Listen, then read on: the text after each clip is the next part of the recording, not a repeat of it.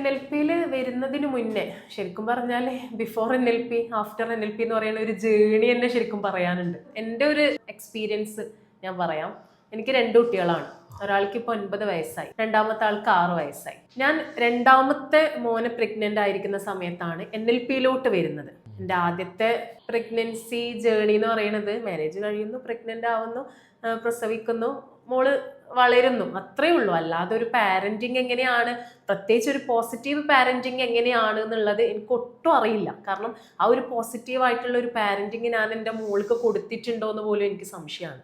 കാരണം അത്രത്തോളം നമുക്ക് ലൈഫിൽ നമ്മൾ ഫേസ് ചെയ്യണ കുറേ കാര്യങ്ങളുണ്ട്. ടെൻഷനും സ്ട്രെസ്സും ആങ്സൈറ്റിയും ഡിപ്രഷനും എനിക്കില്ലാത്തതായിട്ടൊന്നുമില്ല.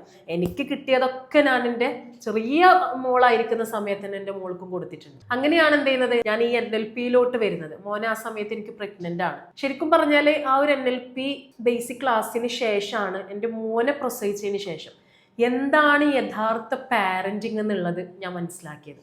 എൻ്റെ മോളിൽ നിന്നും തികച്ചും വ്യത്യസ്തമാണ് എൻ്റെ മോനിക്ക് ഞാൻ കൊടുത്തിട്ടുണ്ടായിരുന്നത്. 2 പേർക്കും കൃത്യമായിട്ട് ഒരു ചേഞ്ച് എനിക്ക് മനസ്സിലായിട്ടുണ്ടായിരുന്നു. കാരണം എൻ്റെ കയ്യിൽ നിന്ന് കിട്ടിയ കുറേ നെഗറ്റീവ് ഉണ്ട് എൻ്റെ മോൾക്ക്, എൻ്റെ അടുത്ത് നിന്ന് കിട്ടിയ അത് തിരിച്ചറിഞ്ഞതിന് ശേഷം കിട്ടിയ പോസിറ്റീവും ഉണ്ട്. അപ്പൊ ആ ഒരു പാരന്റിങ് രീതിയിൽ പോസിറ്റീവ് ആയിട്ടുള്ള രീതിയിൽ തന്നെ ഞാൻ എന്ത് ചെയ്തിട്ടുണ്ട്, എൻ്റെ 2 മക്കളെയും കൊണ്ടുവന്നിട്ടുണ്ട്. ശരിക്കും പറഞ്ഞാല് ആദ്യത്തെ 2 ആളെയും, മോന് 5 മാസമൊക്കെ ആയപ്പോഴാണ് ഞാൻ ബേസിക് കോഴ്സ് വരുന്നത്.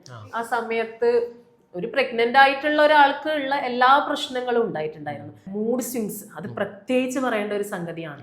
കാരണം ഭയങ്കര പ്രഷറായിരുന്നു എനിക്ക് അതിനെ കൊണ്ട് ഉണ്ടായിട്ടുണ്ടായിരുന്നു. അതിൽ നിന്നൊക്കെ ഞാൻ മാറി ആഫ്റ്റർ NLPയിലോട്ട് വന്നപ്പോ ഇപ്പം ഞാൻ പ്രഗ്നന്റ് ആണ്. ഇപ്പം ഞാൻ ഫേസ് ചെയ്യണം. ഇപ്പൊ എൻ്റെ ഉള്ളിൽ കിട്ടുന്ന ഒരു ഹാപ്പിനെസ് എന്ന് പറയുന്ന ഒരു സംഗതി ഉണ്ട്. കാരണം ഇപ്പൊ എനിക്ക് ഒന്നിനോടും ഒരു ക്ഷീണവും ഇല്ല, ആരോടും ആ ഒരു നെഗറ്റീവ് ആയിട്ടുള്ള ഒരു ഫീലിങ്സ് ഇല്ല, ഈ മൂഡ് സ്വിങ്സ് എന്ന് പറയുന്ന ഒരു സംഗതി ഇല്ല. ശരിക്കും പറഞ്ഞാൽ നോർമലി എൻ്റെ ലൈഫ് എങ്ങനെയാണോ പോണേ അതേപോലെ തന്നെയാണ് ഞാൻ ഇപ്പോഴും പോയിക്കൊണ്ടിരിക്കുന്നത്. ഈ ഒരു NLP തെറാപ്പിയിലൂടെയും NLP നമ്മുടെ ബേസിക് ക്ലാസ് അഡ്വാൻസ് ക്ലാസ്സിലൊക്കെ കൂടെ കടന്നു വന്നതിലുള്ള മാറ്റമാണ് എന്നുള്ളത് എനിക്ക് 100% ഉറപ്പാണ്.